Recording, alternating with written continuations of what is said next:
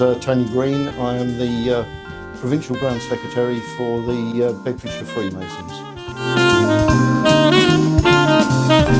As an organisation, we've been able to sponsor two of the paediatric pods, which are the rooms for pre-surgery for young people.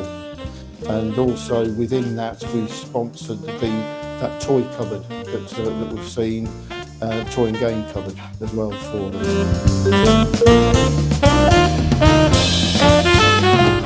I was quite lucky last year to be able to come here and see the development when it was still a building site.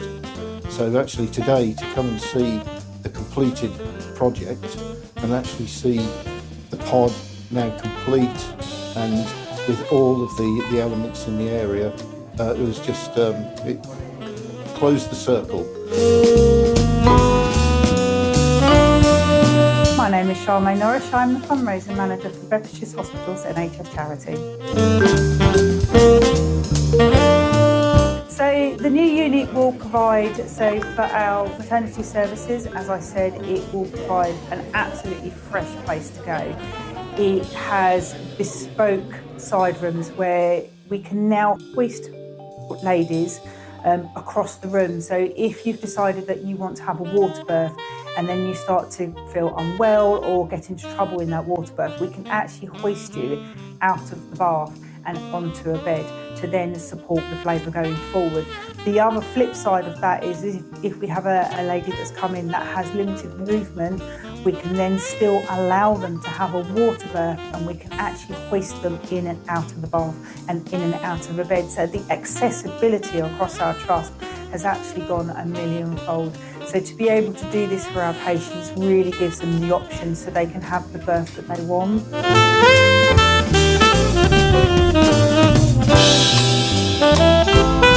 In our intensive care area, we also have put in a bespoke garden. So we can now take our very critically unwell patients outside, which is absolutely phenomenal for their health and well-being.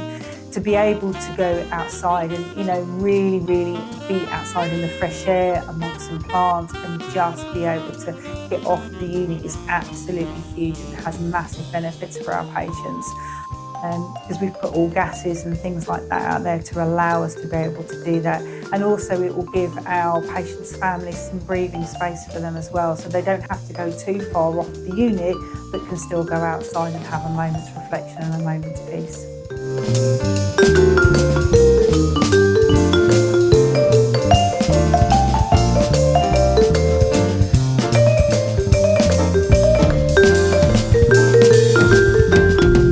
My name's Chris Elliott. I'm the Deputy Chief Operating Officer here at the Trust, and my previous role was the General Manager for Anaesthetics, Critical Care and Theatres.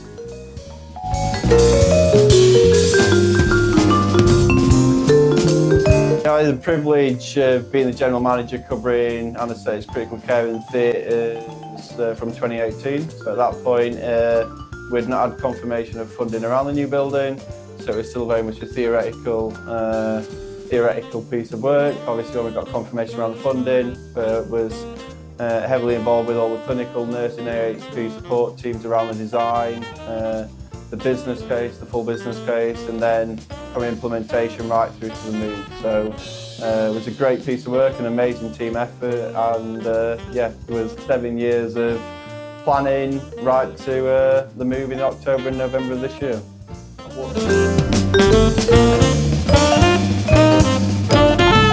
I think for me personally, I'm not a clinician, but my way of working, being involved as best I can to help support the team, seeing the environments that all areas, our neonatal, our maternity, our theatres and critical care we're working in, we're so past their end of life, and being able to move into state-of-the-art facilities that would enable our patients to get the best world-leading care, world-leading facilities, but actually for our teams to work in something that will be their home for the next 30, 40, 50 years as well.